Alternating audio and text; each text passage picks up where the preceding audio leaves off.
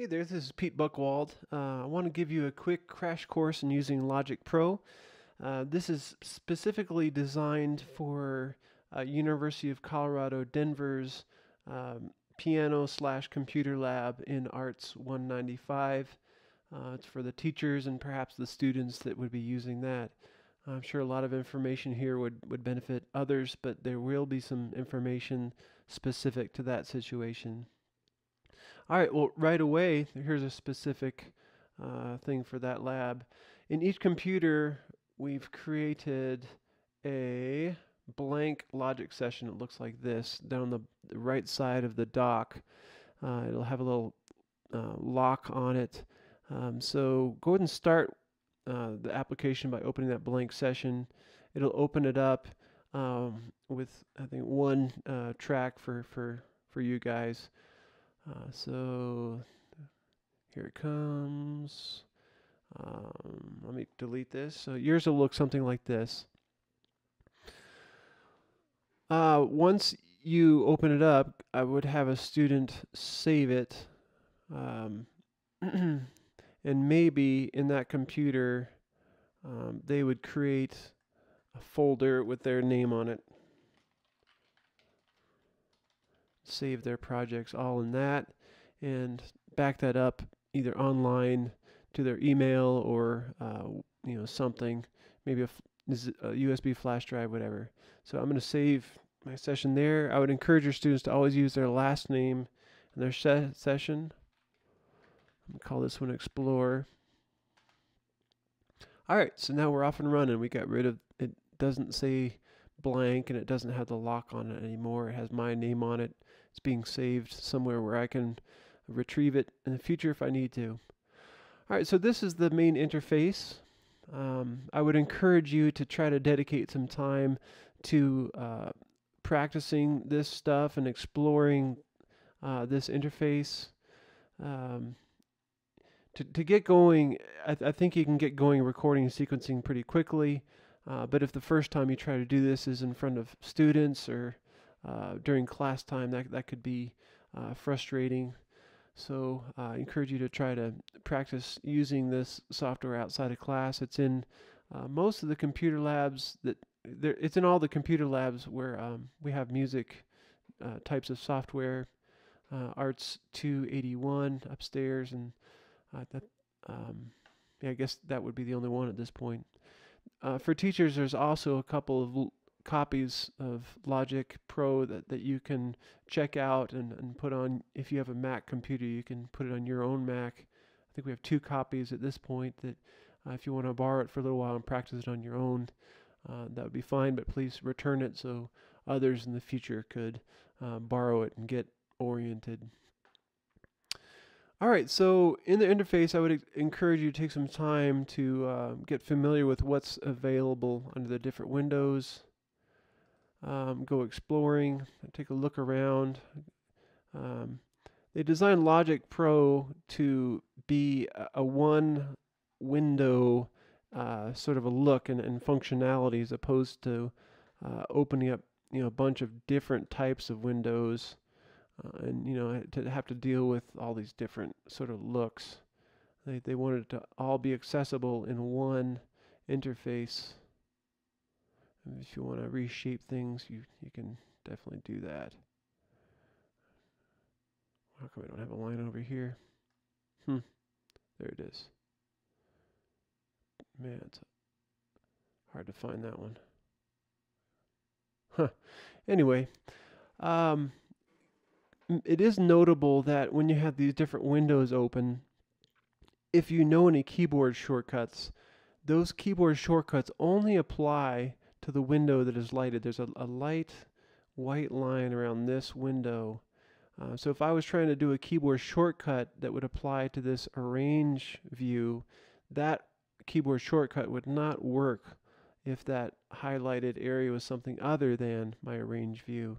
For example, if I had a number of different regions or instruments up here, if I hit the down arrow key, it would go to the next instrument if there were more instruments here. But if I was trying to do that while this area was highlighted, if I hit the down arrow, it would go to different instruments, and that's not what I want. And the wonder of Macs is that we have the undo button. Learn that one. So Command Z would undo whatever I just did. And it didn't do it. It doesn't apply to certain things, but that's all right. Just remember the undo function. Sometimes it can help you. All right, so the bottom line is take some time to explore, to get used to take a look at what these different controls do. Keep in mind that the right click in this software often gives you different controls. If there's regions up here, I just create an empty region. If you right click in that region, there's sometimes controls that are what you're looking for. If I right click on record, I can change how many measures it is for the count in, things like that. If I right click up here in this, anywhere up here, it lets me customize what tools are quickly accessible up here. So yeah, take some time to go exploring. These little triangles on the left will give you a drop down or pull up control. The upper part, this information applies to this MIDI region, whereas this bottom area applies to the instrument. So sometimes if you're trying to transpose, both of those functions are up here. If you want to, let me see if I get this right. If you want to transpose during input, then everything this instrument does is going to be transposed. Whereas if I want this to go up a whole step after I've done the song in a certain key for a while, I could select that one region, and if I transpose it in this area, that would apply to this area. Just that one region. Everything else would stay in the old key. All right, let me close these up. If you don't see this area over here, which lets you select what kind of instrument you're going to have, then that would be hiding under this media tab. So you can just click that media and get it back. You can navigate and choose the kind of instrument you want. This information is also duplicated if you hold the left mouse button down on this little button. Those same instruments are going to be available here. You can choose whatever you want. Some students might want to go exploring with loops. Let's see if they want a drum loop. That's another tab under this media button that they might want to experiment with. They can navigate with this type of a look, or they can hit these buttons here and navigate some different ways. If they do want a drum loop, let's say they want a drum loop. Drums, say a beat. They can audition it by holding the button. They can click the button, kind of audition it. The blue icons mean audio file, and the green ones mean it's MIDI information. So let's just pull one that's an audio loop just for fun. All you do is drag it and drop it into the interface, and then they have a drum loop in their session. So that's the media. The only two tabs I use under media are loops and library. And again, to close that and give yourself more of a view here, you can just click on media. It's gone. All right, so take some time to explore that. The way I'm going to use Logic in my sections of piano are probably later in the semester. I'll give them some composition opportunities and introduction to this software. I will probably give them a chord progression such as E minor, C, G, D. And I would write that on the blackboard. I would ask them to find some drum sounds that they can program with, a bass sound, a sustaining sound such as strings, organ, or synthesizer pad, and then something like a piano that they could do arpeggios with. And they would come in and they would choose their tempo. Let me talk you through that real quick. Make sure this playhead is at the beginning. You can drag it over to the beginning. If the playhead's not at the beginning and you mess with the tempo, it's going to insert a tempo change. So if I had it in the wrong spot, then it's going to... No, I was wrong on that one. I was thinking of the meter. If I put 3/4 there, it's going to insert a meter change.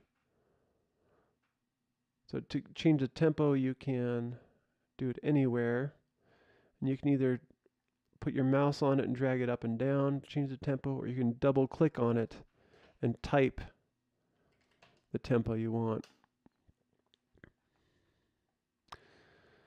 To get to the beginning of the song, I'm not going to teach you a lot of keyboard shortcuts right now, but I mean, one way is just to drag the playhead to the beginning.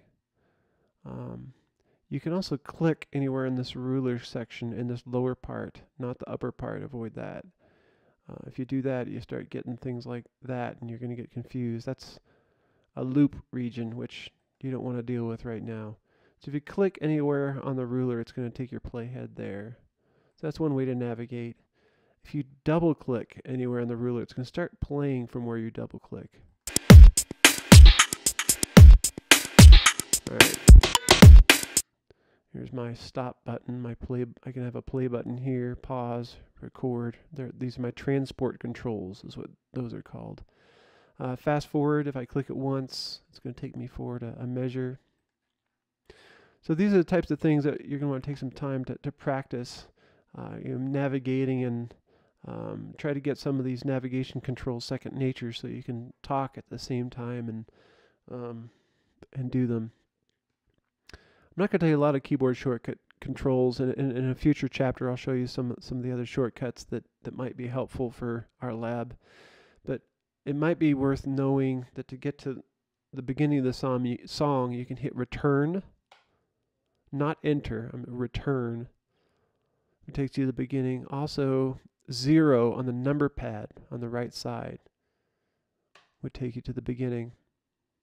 If you hit enter, that's play. Spacebar, stop. Spacebar starts also. Alright, so those are some of the transport controls with keyboards. Again, it's 0 on the number pad. Enter would be play. Spacebar would stop. Spacebar would start. And those are probably enough for now. Alright, with that in mind, let's pretend we want to model the assignment, the type of assignment I would give my students. I give your students time to explore and find sounds they like. The way they would create new tracks to explore with would be to hit this plus button and say they want 4 or 5 tracks. And in this lab, we're only going to have software instruments. We're not going to deal with external MIDI or audio tracks. So only software instruments. And create. Say for my second instrument, I want a bass. I'll highlight that bass just by clicking on it. This is open, so I just go over here to bass. I want electric bass. Motown sounds kind of fun, so I'll click on Motown. And then I have my Motown bass. Let's say I want a sustaining synthesizer here. I'll click on instrument 3. Oh, where's my initial little panel of types of instrument? It's gone. And just grab this little bar, slide it over. Synthesizers. Go to pads. Say atmosphere pad. I can hit my MIDI controller and listen. Also note, when I hit my MIDI controller, you should see MIDI information coming in. It even analyzes the chord. It's kind of interesting enough. I'll hit a C chord and it should say C. So you see other data coming in. So this is MIDI data record. So I get to hear the sound, and I get to see that. Sometimes if you don't hear the sound, let's say there's no plug-in, like it'll still know that it's still hearing the MIDI data. That data just isn't going to an instrument. So that's just for troubleshooting. If you're trying to figure out where the problem is, sometimes that's helpful to know that it's indeed hearing that the keyboard, the software is connecting with the keyboard. All right, I'm getting a little sidetracked here. Let's move on. So let's say your student went exploring, they found the sounds they like, now they're ready to record. I already created a project that has some instruments I like, and well, let's get recording.